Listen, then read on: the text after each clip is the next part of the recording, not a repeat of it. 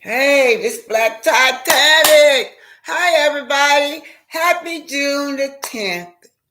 Happy June the 10th, y'all. This is the day that our ancestors were set free. Hello, y'all. Y'all come on up in here. I hate that glare, man. I'm gonna have to sit some other way until I get ready. It don't make no sense. All that glare. Oh, it's everywhere. Oh, well, it's even dark over here, y'all. I'm sorry. I should have been more organized. I'm going to go back over here, turn the light on, and then when we get ready to watch the film for June the 10th, I have to turn the light back off, y'all, okay?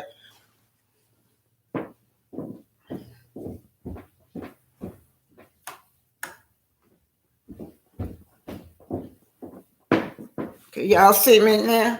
I guess that's a little bit. Y'all bear with me. This is new to me, so I got to learn how to be more professional with it. So y'all bear with me. Anyway, let me get this out the way. Those of you that order books, they will go out tomorrow. I haven't forgotten y'all, but I started reading my emails Friday. So they'll go out tomorrow. I want to thank you guys for ordering my book. Do y'all know how happy it made me? I am so grateful to all of y'all. And I know I told y'all this before, but I had hired somebody to do my brand. A young lady. This tied into the civil rights movement too.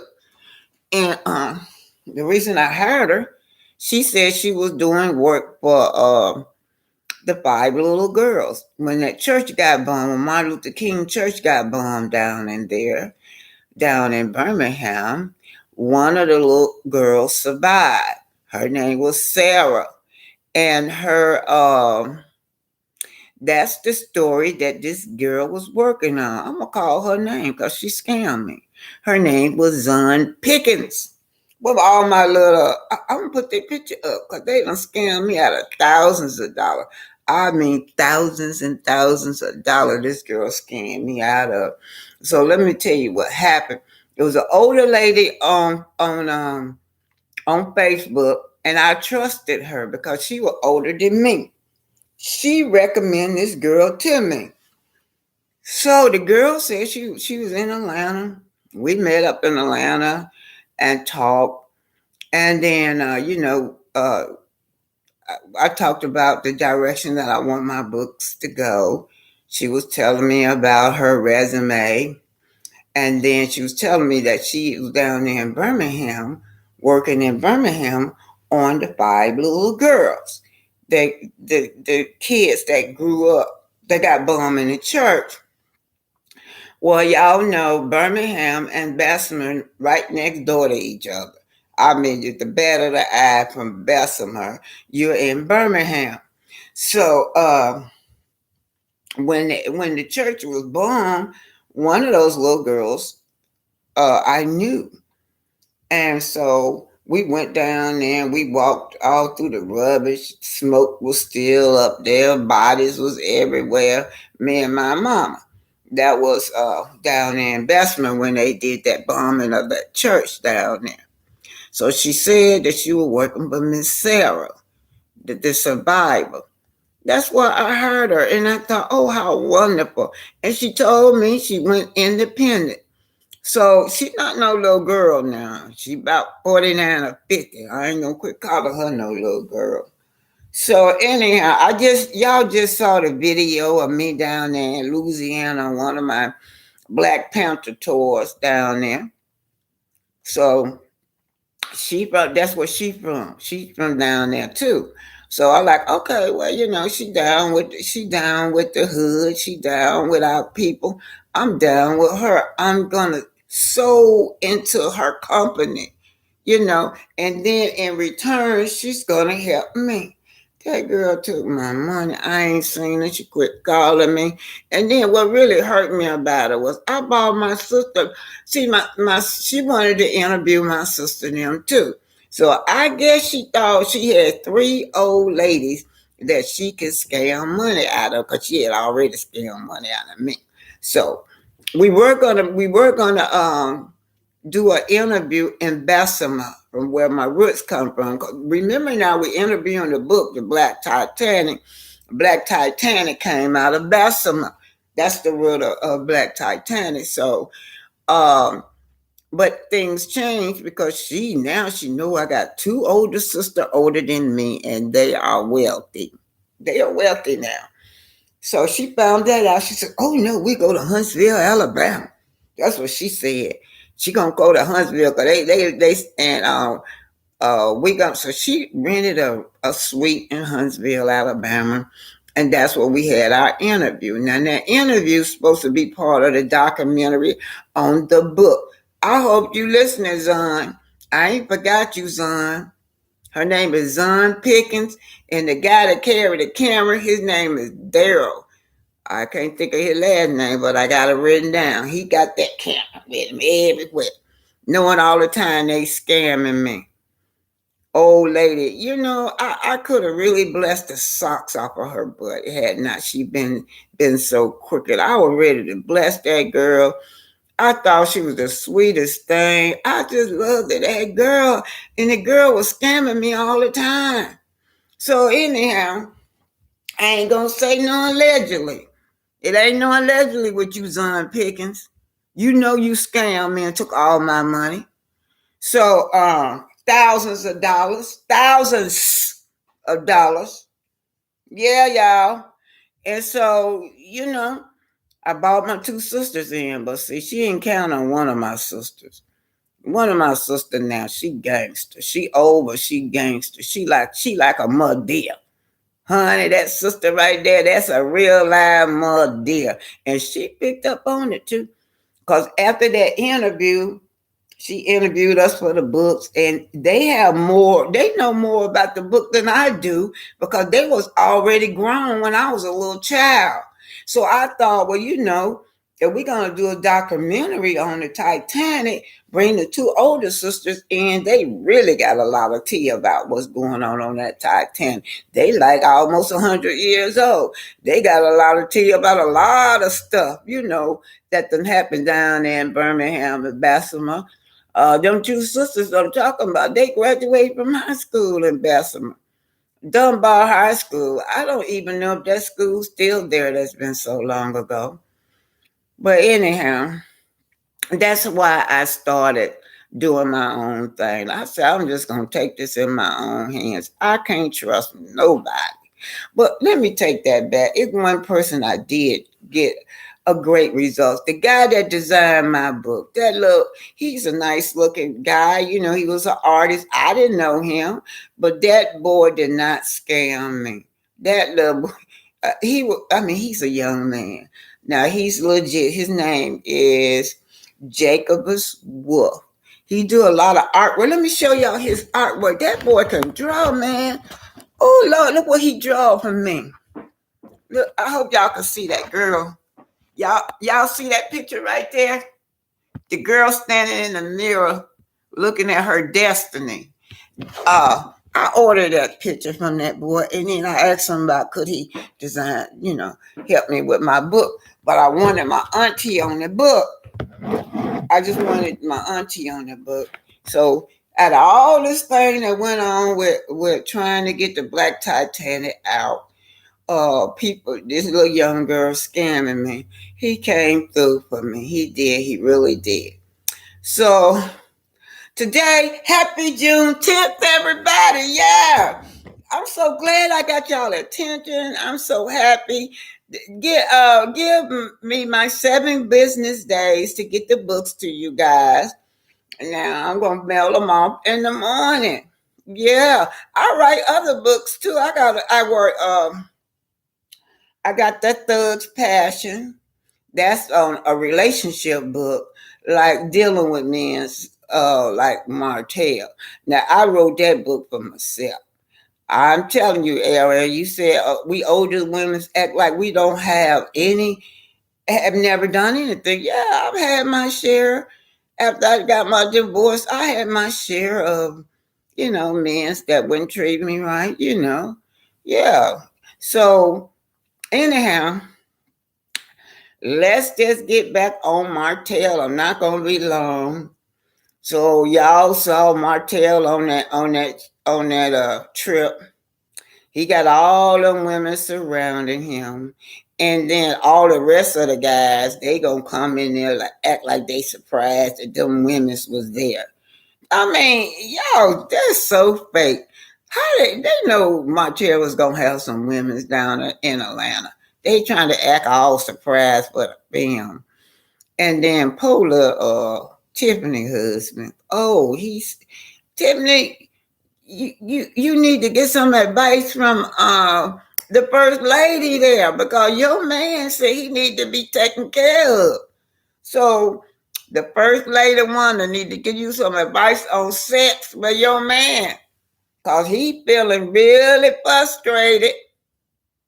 Okay, y'all, we already had fun today. All right. I had a good time with y'all.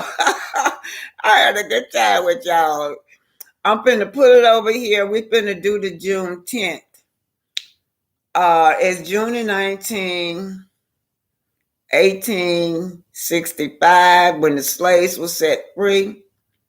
But y'all saw when it happened now. What I'm finna run to y'all is what happened after they was set free. Now they were putting down at the concentration camp in 1865. All this going on right after they was free, and this is what I'm finna show y'all. Well, y'all enjoy it, and y'all apologize for not being so professional, y'all. I don't know no other way to do it, so I'm finna put y'all over here. Then I'm gonna turn off these lights. Now look, I know it be blurry sometimes. I'm still working on that, but just listen. If it's too blurry, just listen. See, you're trying to learn. You gotta listen. This is gonna be the concentration camp, right?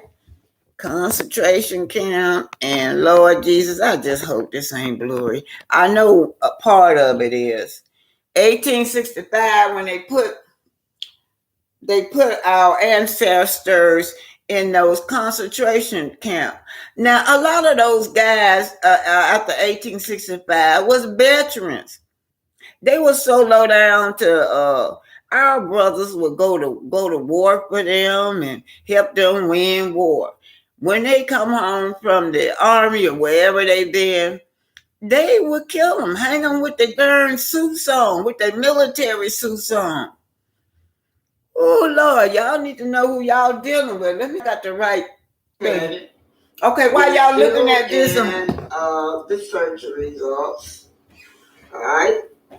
Now, this is Maurice, attorney Maurice Jefferson Scott. Just like he is really an attorney, you guys. Okay.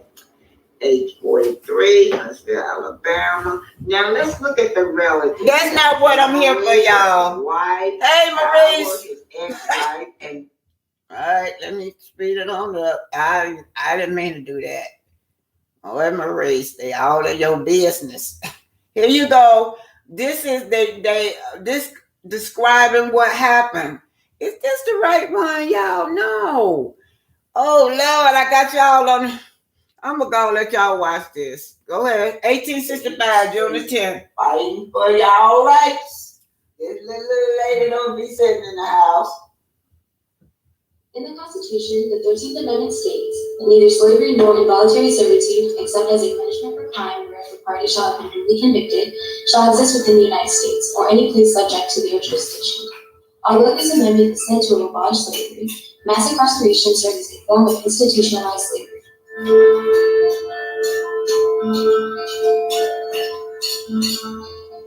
13th Amendment also states that slavery shall be abolished except in cases where a person has been duly convicted of a crime.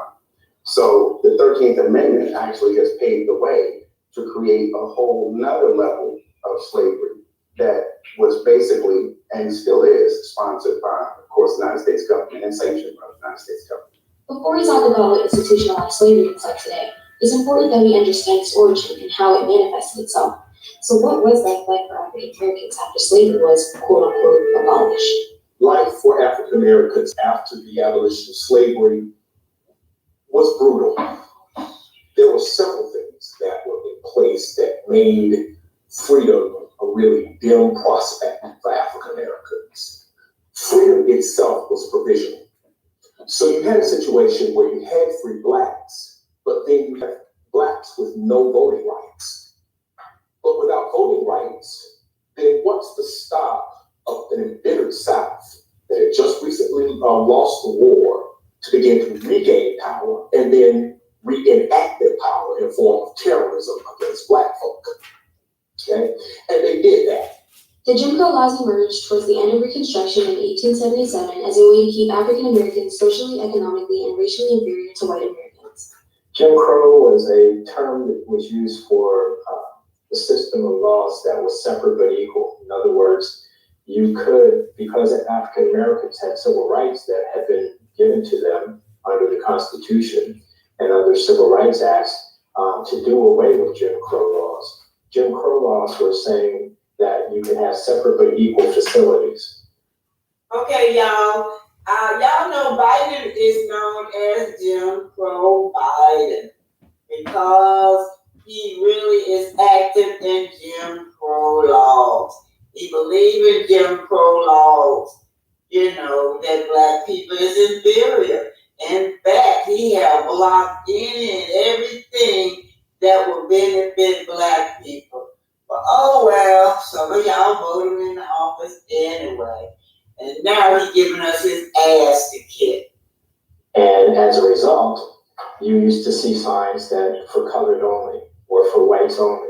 You'd have restaurants that had segregated eating facilities.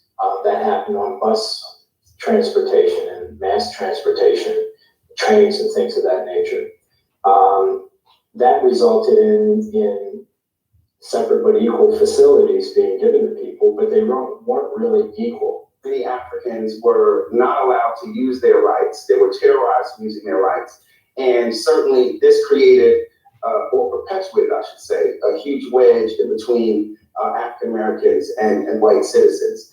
And it really did damage to both groups because it gives white people the delusion that they were superior. And certainly many Africans, because of the power structure was in the hands of those racist whites, many Africans internalized those beliefs. So I believe it was Carter G. Woodson who said, when you control a man's thinking, you don't have to worry about his actions. You don't have to tell him to go to the back of the bus. He will go there automatically as a matter of course. Shortly after Jim Crow, chain gangs emerged in the 1890s. Prisoners were chained together and subject to physically challenging work as a form of punishment. If you were convicted of some kind of crime, and that crime could be as insignificant as an insulting gesture toward a white person, you could be convicted for that crime, taken to prison for life, and then made to work in a chain gang and essentially be re-enslaved with no pay. And once you got into the prison, what they could essentially do to you is not only force you to work in slave labor, but hire you out to corporations. You're not paid for it, and these corporations essentially are given the gift of free labor. The U.S. has the highest incarceration rate in the world, having about 2.3 million people in jail at any given time, and majority of the people in jail have not been convicted of a crime. The percent of people incarcerated rose 500% from 1980 to 2014. As you may notice, mass incarceration is a huge problem in the African American community. The three-strike law implemented on March of 1994 was supposed to crack down on big-time drug offenders, but led to people who commit smaller crimes. Okay, Biden, Jim Crow Biden, he wrote the three-strike law against black people. Your president that y'all voted into the office, and Clinton signed the bill. Also the NAACP and the Black Caucus, them old black devils that looking out for nobody but themselves to keep their job. They voted that bill in office also. Mass incarceration is the new slavery. To serve possibly lifelong sentences. This severely impacted the African American community because more police targeted them by focusing more on urban areas than suburban areas. What they were attempting to do with the three strikes was federally If you had violated laws and you reached the third strike, you would then be asked, or you would then be put in prison for the rest of your life. So if there was a first offense with something serious as a felony, like a burglary, and then you committed a second offense that was also a felony, let's say that was something like a robbery, maybe a non-violent robbery. That third offense, is something as minor as a drug or retail theft, could then qualify you for the three-strike rule, where you would no longer be eligible for probation or parole within the criminal justice systems. But some people believe that mass incarceration is a good thing. Because of the increase in mass incarceration, the crime rate has decreased. From 1993 to 2001, the active violent crimes, such as murder, decreased by more than half in big cities. They also argue that mass incarceration. You may be going to yourself like, wait, didn't the Emancipation Proclamation take care of that? And my answer to you is this. You actually thought that the Confederate States obeyed the law. Okay, sure.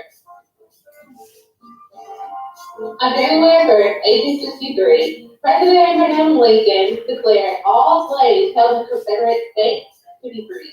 But that news never reached the Texas slaves, and there's many theories as to why. Maybe someone literally murdered the messenger that was sent to Texas to inform them. Maybe, in typical Confederate fashion, they withheld some information from the slaves. Some historians believe that since the Civil War wasn't over yet, that the lack of Union Army presence in Texas made it hard for Lincoln's proclamation to be enforced. Nonetheless, it was cotton picking business as usual in Texas despite their proclamation. Some slave owners in neighboring states moved their slaves to Texas because they thought that the Confederate Army would eventually win the war, and when it was over, they could get their property back. So when Union General Gordon Granger rode into Galveston, Texas with Union soldiers behind him and saw all of these slaves, he decided to make an announcement on June 19th, 1865.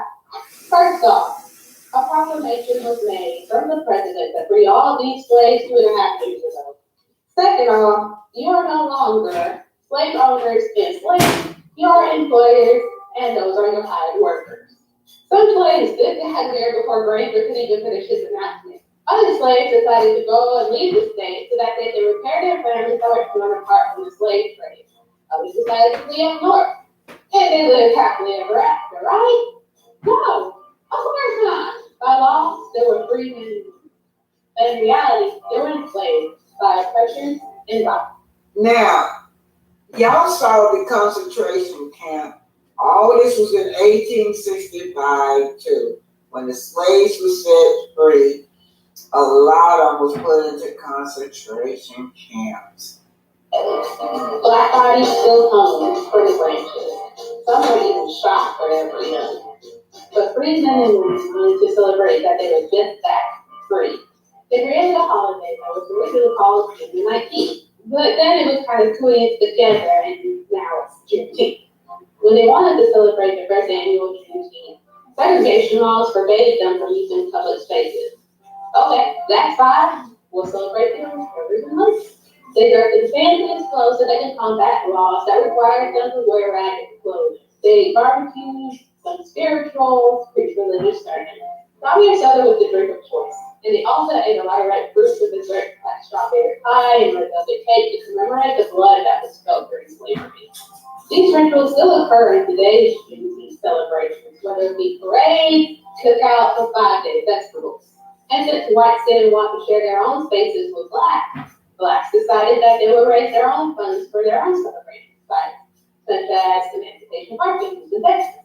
So as the former Texas slaves decided to migrate across the country, so did the importance of Juneteenth, which is also known as Emancipation Day or Freedom Day. In 1980, Texas was the first state to declare Juneteenth a state holiday when state offices are not closed but partially staffed. So far, 45 states have recognized the historical significance of Juneteenth Day. Y'all know I was like in my 20s when I learned about Juneteenth. I had moved to Houston, Texas, and everybody was celebrating. And I had to ask, what is this? What holiday is this? And they told me it was the day that the slaves were set free. So now it makes sense since it happened in first in Texas. that's why the holiday has always been in Texas. But we don't know that. That's what Alabama wasn't last this time.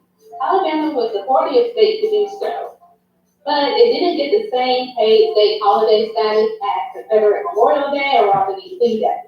There's also a national campaign to make Juneteenth a federal holiday. Whitewash textbooks didn't and still don't mention Juneteenth. Because of that, a lot of people are still finding out about Juneteenth. So whether you found out about Juneteenth days ago, a few weeks ago, or even just now, don't worry. There'll be plenty of cookouts, parades, and festivals to celebrate the resiliency of the Black community. I'm sorry, dedicated, the record. If you like what we're doing, Picnic. Months ago, we aired a segment on picnic tips. This July the 4th, y'all. Saying, as a Black person, she found. Okay, this is for July the 4th. Back in the day, this is why I tell y'all should be celebrating July the 4th. Picnic means pick a nigga. They will have church service. They will gather around with their food to watch somebody being hung. This lady right here is Laura Nelson right here. They hung her. They were trying to rape her son. And she's trying to help her son. So they turned around and raped her and hung her and her son together. This is Laura Nelson. This lady right here is Jennifer Stern. She's just a little girl. She's not even a lady right here. She's a teenager. They hung her also. Now, all of lynching, I just put that up there for July the 4th. July the 4th, I've hung these up there so y'all can see it with your eyes that this is what was going on with our ancestors. And then let me say one more thing before I do that. Flag. Y'all shouldn't be pledging no allegiance to the flag. Y'all know how the flag is made. It got, I think, 50 stars on that. Each one of those stars represent a conquered state. Whose state was it? Whose land was it? It was our land. So if they conquering this state, that means that they done killed all our ancestors in that state. So if they done conquered Louisiana, that's Black owned. And then they done conquered Chicago, that's Black owned. Each state, each star represent a conquered state in the flag. So y'all celebrating the death of your ancestors and the blood shed of your ancestors on 4th of July.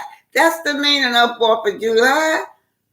The word picnic offensive. And that led to a passionate discussion in our newsroom about whether the word should be used. Local assignment editor Michaela Boyd studied the issue in college. Here's her report, and some may find the details difficult to hear. But it comes from picnic, which is French. And so it is basically a gathering in a green space. Christopher Miller with the Underground Railroad Freedom Center and Dr. Letitia A. Bates, a Black history professor at the University of Cincinnati, both can agree that picnic for the Black community has a very different meaning to them than to other races. When we think about picnic in the Black community, what comes to mind is the symbolic reference of Black folks, particularly Black men, though having not excluded both Black women and children, of being lynched at what folks would call picnic-like gatherings. In both the 18 and 1900s, lynching Black citizens who were sometimes accused of crimes was commonplace in both the North and the South. Dr. Bates says that at some of these lynchings, people would take pictures with the deceased, eat food, hang out with friends, and take body parts for souvenirs. At this ceremony, Miami University officials gathered dirt from the lynching site of a local victim, Henry Corbin.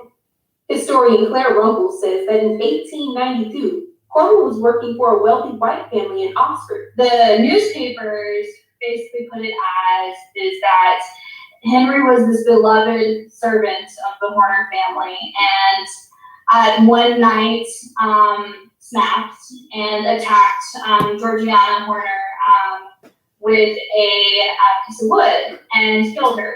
Even though Corbin's family maintained his innocence, and some people suspected the daughter of killing Georgiana, an angry mob went after him. And he was sheltered by the Black community.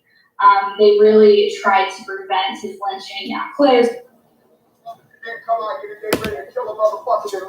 Okay, y'all saw this attached to that. This ties into what we're going through anyway. This is exercising your Second Amendment rights.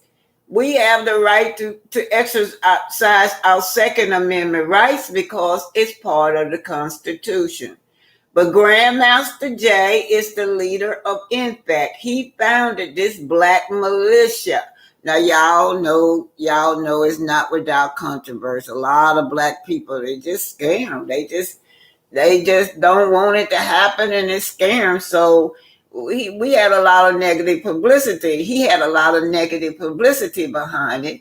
But anyhow, he is being charged on a gun charge. They're trying to get him many years on a gun charge. They said they will point his gun. I was down there in Kentucky to see about Breonna Taylor. So was Impact. Now, I be covering Impact stories. So what happened is that now he tied up in court. They trying to put this man in prison.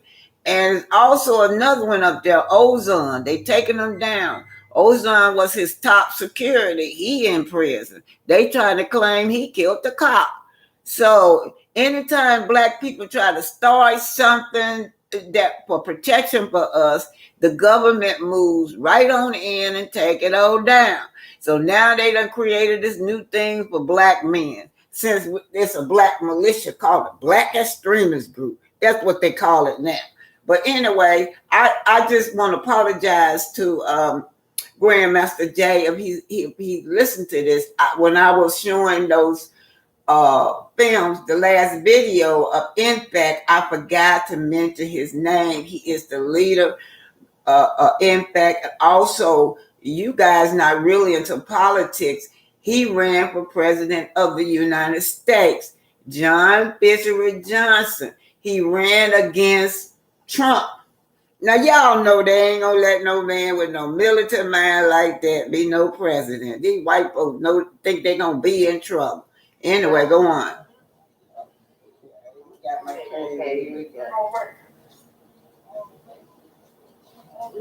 we got a black news video.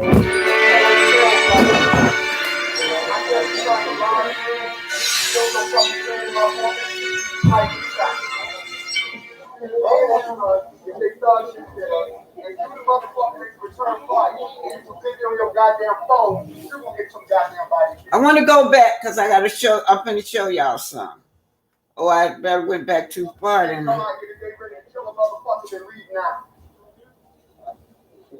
got my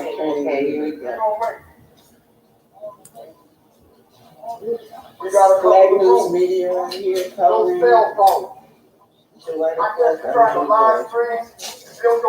Right here. Pay attention to him. I got a story. This is the one they done locked up in prison. Right here. Ozone.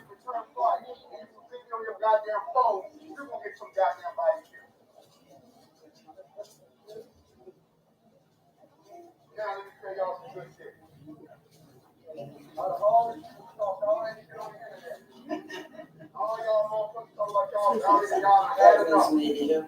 Black news media. Black news media.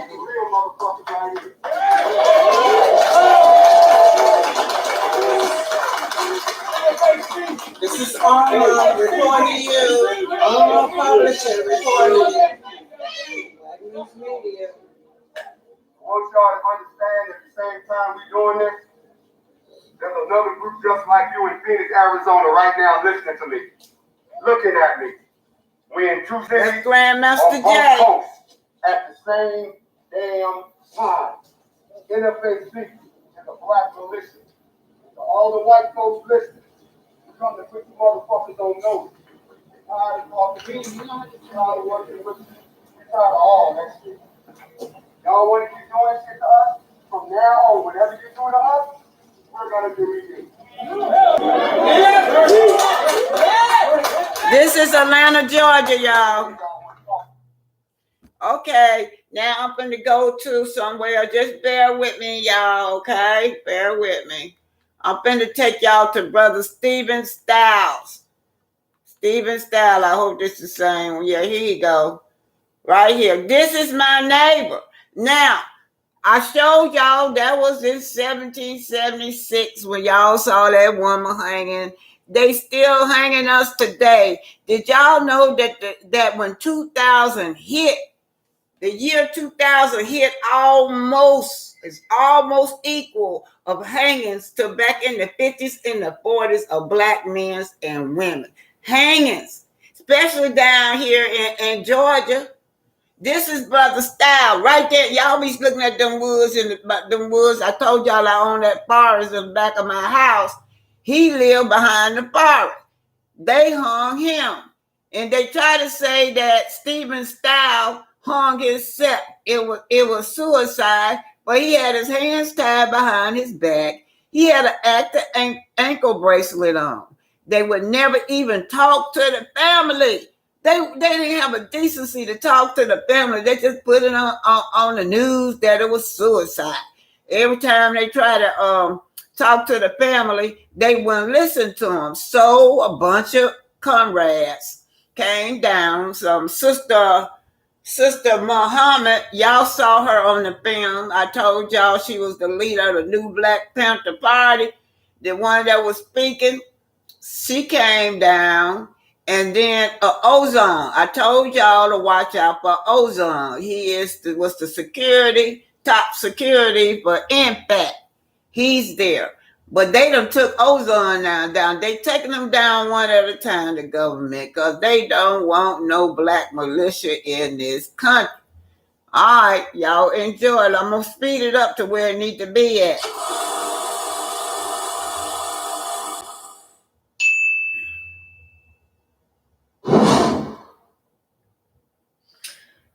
Hey YouTube fam, I have sad news in regards to Stephen Stiles. He was found hanging from a tree in February. My neighbor now. In a wooded area in Douglas County, Georgia. His car was also abandoned in a wooded area. Windows bust out, the battery in the car was removed. There was mud in the vehicle. His wallet was missing. And it is very sad because they found him hanging from a tree. They said it was suicide, but he would not be able to reach up that high, even with the chair that was shown there. Police have ruled it a suicide immediately, even though the family objects to that. How many times have we seen it? How many times? So I want you to listen to this news story. Take a look at who Stephen Stiles was. His brother said he was a caring, a funny man. And then I want to show you a video, actually, of the family and some security, some people they've hired to come back and look at the car and where he was found. They said the investigation, as far as his death, is over with, but they're still investigating the vandalism. I don't see how the car is still there for the family to be able to view it. There's no fingerprints they found on the car. They're not investigating anything. In fact, sometimes I believe the police is part of it because they don't want to find out who murdered him. Because why would the vandalism, why would you think that would be separate from where he was killed, especially since the car was not abandoned in a completely different area from where he was killed? So this is very sad. In the past 2 years alone, there's been a skyrocket in lynchings that's been said to be a suicide. Think about Sandra Bland. Think about the Atlanta lynching off the bridge. There was a boy. He actually was found hanging on a tree. Then the gentleman at the motel. Right now, I can't. I'm going to post the names of all the lynchings in a description that we've had this year, so you can look into their story.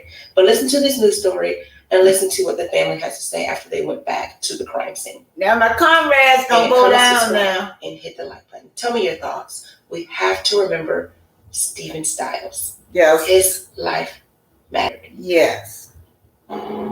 This is what I'm working on now, A y'all. Douglas County man is in mourning and seeking answers. He wants to know why a family member was found hanging from a tree.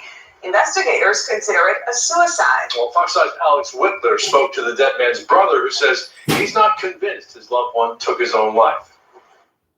Douglas County Sheriff's deputies consider Stephen Stiles' death as suicide.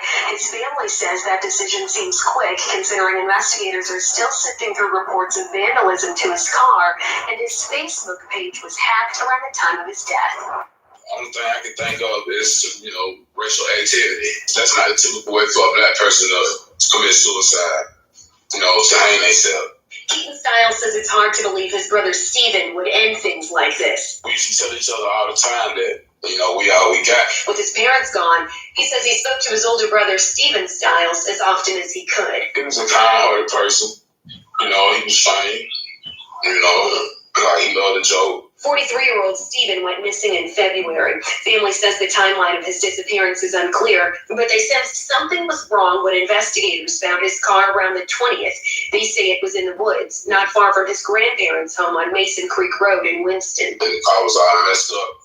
Like, the windows was busted out of it. His battery was taken from the car. And the inside of the car was full of mud. Not far from the car, family says, was Stiles' lifeless body hanging from a tree. The Douglas County Sheriff's Office provided me with a death report that indicates Stiles was found, quote, deceased without the presence of a licensed physician, but doesn't provide further details. Representatives for the Sheriff's Office tell me they don't believe foul play was involved, although they are investigating vandalism to Stiles' car. They were so quick to rule it a suicide. Meantime, the Stiles family says this unexpected death has drawn them even closer together. I did ask investigators how they're so certain foul play was not involved.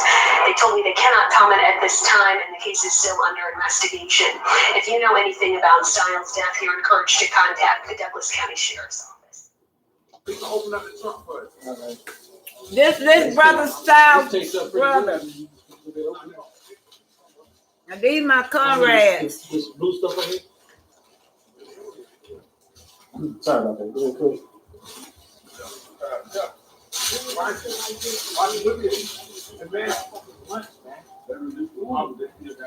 Man, it's like somebody threw dirt in here and everything. Yeah, it looks like that. It don't make no damn sense.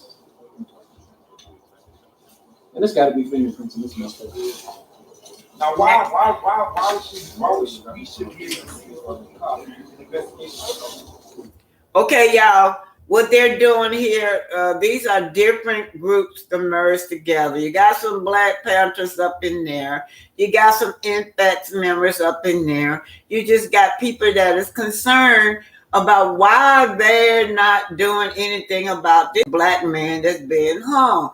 They just want us to shut up. And they say he committed suicide, so shut your mouth. This is what I say. They didn't want nobody else to investigate, so they doing their own investigation. Now, this down the street from me, I can actually walk to this site. Exactly. After they on some bullshit, that's why.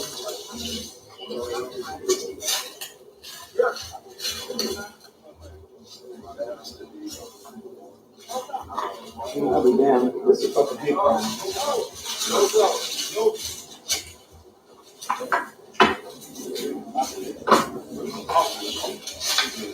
You might have to cut that. See the blade? They had busted the windows out. They must have drugged him out of the car. You know what, man? Yeah, they busted. Unless you're gonna tape it, you know what I'm saying? That's busted open. That's his brother right there, Steven.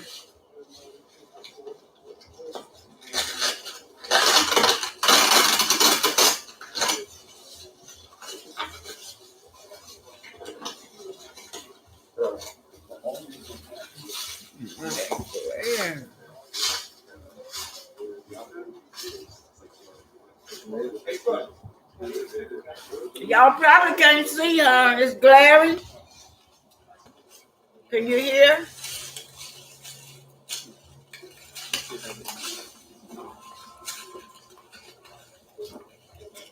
That's kind of crazy.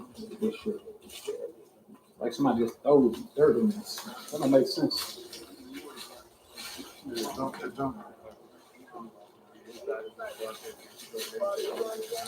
think we're going over there. Yeah, because I mean, for that to be sitting, the clumps of mud like that to be sitting there, don't make no sense. Why would it go? So nobody was sitting on the front seat when the mud came in. And they said there was no mud on his body. Oh, yeah, I see what you're saying, yeah. If it's glaring, y'all just listen. You know what though? What it looked like, maybe somebody picked up a rock or a brick and used that to break in the window. And it had mud and dirt on it, yeah. Because that's the only logical thing to really think about why the mud and dirt right there. But wait a minute, hold on. Oh, okay, the bus through the window out.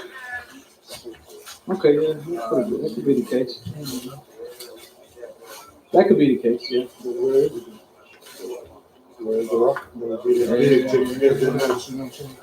Hey, you think they took the rock and kept it in evidence? I don't know. It should. I mean, that should still be in here. Yeah, or because you can tell like how the lines go from the move. Oh, like splatter, yeah. Yeah, splatter. So that had to be hit from something. Maybe something was picked up outside where it was crushed at. So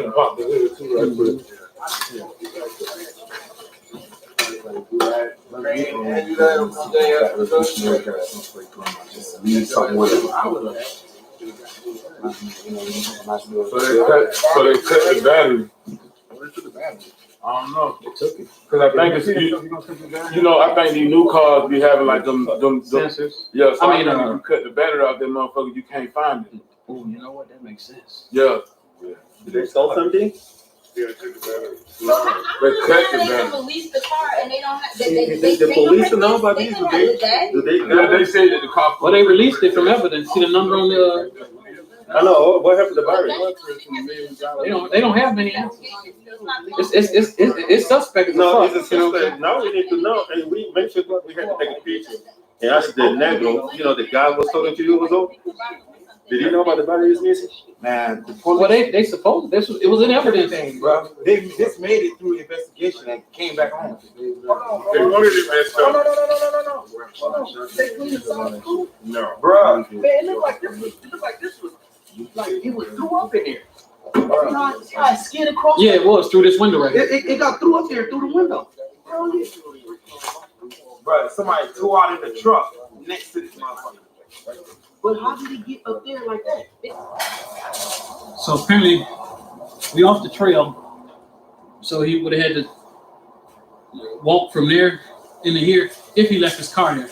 But we really haven't found where the car itself was. The police said they marked the tree with orange, paint.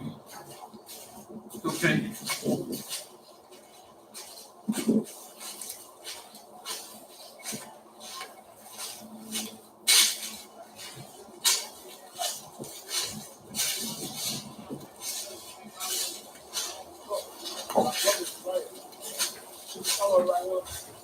Just like this, like facing the tree? Where was it there? Facing the tree. Where was it there? That's his brother, y'all. I hope y'all are able to see that. It's glaring. Oh, right here. It wasn't no one here right here. The cop said he cut the limb. Hold on. Yeah, because they gotta be marked. The fuck is that? The red stuff right there? Yeah, what is that? Yeah. Is that where it was cut? Is that where it was cut from up there? That look old as a fuck. That shit look old as hell. So where did he cut it? That Where'd he tree cut couldn't it? hang that. That tree couldn't hold that, It ain't man. some bullshit, man. They must have cut it right there with a sap coming out of the tree. That's old as fuck. It might be some sap. I don't know. That's sap, man. Yeah, you're probably right. And like I say, that's sap. But that's far. That's freshly cut up there. But that's look how. Yeah. Why the fuck ain't no other part of the tree sapping? That shit freshly cut. My brother couldn't got up there. Yeah. And tied that shit up. Not with a little bitty chair. No, not with no chair. From the picture, you see the lake in the background. How tall you is, bro? 6'3". And you mean to tell me Even if I'm hunched down, right This here. ozone. Right, come stand on my back real quick. Right here. Like, just level yourself. See if you can. I'm gonna stop it. Right here. That is ozone. That is in that top security right here. Now, this leads into the Breonna Taylor case, y'all. I'm finna find it. That's him. They taking them out one at a time. They take these black men out that is revolutionary. They take them out. Y'all just bear with me. So I don't know if y'all know that, but it's been nothing but a series of hanging. When 2000 came in here, they were hanging black men just about every day. Men and women, y'all. Y'all need to get off the YouTube world and see what's going on out there. They hanging y'all. Here he go, right here. They accuse him. I'm gonna go right here. That's Ozone, the one that was bending over. Now they after him, trying to accuse him of killing a cop. This boy, oh Lord, they taking him down one at a DC time. liberal spending sent inflation through the roof. Senator Raphael Warnock voted with Bernie Sanders and Nancy Pelosi for massive new spending that's fueling record inflation. Tell him to stop the reckless spending to stop inflation. Hours of the shooting, Daytona Beach police released to the media and the public this body cam video, which included that's him, the one that was at the tree bending over last night. Now, we chose not to air the entire clip, which showed the seconds that the officer was shot. But today, after careful consideration, Ozone is what they call him, and with law enforcement around the community, we have decided it is important to show you in its entirety. Yeah, so in our new digital show, Solutionaries, investigator Lewis Bolden has been focusing on the relationship between law enforcement and the community. He joins us now to walk us through the seconds that changed this officer's life and why it's so important to understand the risk our law enforcement officers face every single day. Lewis. Our newsroom has been focusing on policing for the past year and intensely for the last 4 months on Solutionaries. Every time there is an incident with an officer and a suspect, we analyze it thoroughly before making the decision to air it. Tonight, Trooper Steve Montiero and I want to show you what this officer was up against, and I have to warn you, this is difficult to watch. As police continue searching for Othel Wallace, who they say shot a 26-year-old Daytona Beach police officer, Daytona Beach police quickly released the officer's body camera footage. The video is tragic. Now they making this man out to be. This is a family man. This boy is so sweet, y'all. He's sitting in his car at home. It was his daughter's birthday. He said he was baking a cake, and up come this cop. Nobody seen this man shot this cop, but they just saying he killed the cop. Nobody ain't seen this man do nothing. You know, it shows something that we don't see really much ever. News 6 initially stopped the video just before the officer is shot, but we strive for transparency, so it sparked a discussion in our newsroom. Do you believe the public should see that video in its entirety? Yes. Why? Over the past year, we have seen so many law enforcement encounters that have kind of motivated for reform, and those videos were graphic. And this is the stuff that as a cop, you fear. And I think showing something like this to the community can create a mutual respect. Whenever there is video like this, girl, they hyping this up. It ain't no video. Whatever happened, the video been cut. It ain't no video. They hyping y'all up like, girl, you know, it's graphic. It's no video. My concern is always the family of the officer. There's no video of him shooting that cop. That's what I'm trying to say. Over again. I know that my family, if this was me, would want that out there. Trooper Steve believes the video gives the public an up-close look at what officers are up against every day. I watched the video in its entirety for the first time with him. Do you live here? He's asking normal questions. The entire exchange between Officer Jason Rayner and Othel Wallace is 29 racial profiling. We decided to show the video in its entirety to show you just how fast it happened. First, there's a verbal exchange. Sit down. Why are you asking me to go out there? Do you live here? Yes or no? Then there appears to be a scuffle, and in the middle of it, you barely hear the gunshot. Why do you think it's important for the public to see it? I think there Y'all is see a that? perspective that we Okay, don't I'm see. moving on along. This I is got it tied very into the Breonna Taylor case. Sorry, y'all. This is This ties into the Breonna Taylor case, y'all. Okay. Anyhow, I hope y'all stand with me with this, and then I'll be finished with this last one. But anyhow, yeah, you know, we got to start paying attention to what's going on. They started back to hanging us. They hanging. Every time these little young kids coming up dead and hung. I mean, I just said, wow, why is it there's no national media attention on all these hangings? Oh man, I didn't mean that. On all these hangings of black people. Oh man, this is terrible. I be out here in these streets. I ain't no little old lady. They be telling me, oh, that little old lady ain't got nothing to do now. She ain't got nothing that's better to do. Okay. Let's see. Well, I want to see what he would put in jail. So, right here. This Grandmaster J. Now, they don't put him in jail. This is the one that's over in that leader. And now they got his top security, the one they claim killed the cop. They got him in jail. So, they taking him down. Militia group, now tied to Louisville, could spend more than 20 years in prison. Thanks for joining us tonight. I'm Tom Lally. A jury convicted John Johnson, better known as Grandmaster Jay, of assaulting, resisting, or impeding officers during the protests in 2020. Some wonder why these specific charges were chosen and what they'll mean for his sentencing. The WHAS 11 Night Team's Ford Sanders finds out. The conviction rate in U.S. District Court is not good for defendants. Generally, the conviction rate exceeds 90%. Grandmaster Jay, now a part of that statistic. He faced 2 counts after being indicted in December 2020. One was assaulting, resisting, or impeding officers engaged in this is what they charging him with. brandishing a Pointing firearm that in gun. relation to a crime of violence. There are basically 3 levels of punishment in this statute. Level 1 is a misdemeanor. Level 2 is up to 8 years.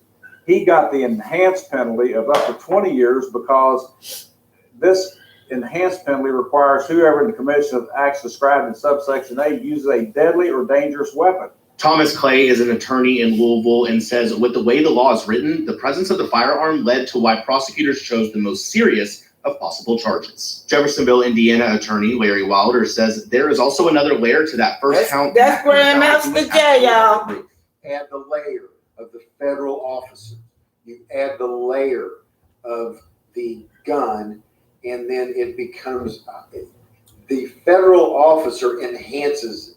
So what happens when it comes to conviction? A jury of 16 sat in on all 4 days of the trial, hearing witnesses, being shown evidence, and hearing Grandmaster Jay testify. The benefit of going to trial in front of a jury is the jury hears the evidence, and they decide which side they believe. And when it came to the makeup of the jury, well, they were mostly white, and lawyers tell me that this isn't necessarily uncommon for federal trials. Jefferson County, Kentucky, greater Louisville, there's a lot fewer minorities. There's a concentration. When you get to the federal courts, and the federal district encompasses such a large area of a not so diverse state, then you're going to get a primarily white jury. Both Wilder and Clay tell me it's not unusual for federal trials to pull outside of the county it's happening in, which then means a lesser chance of diversity in the jury.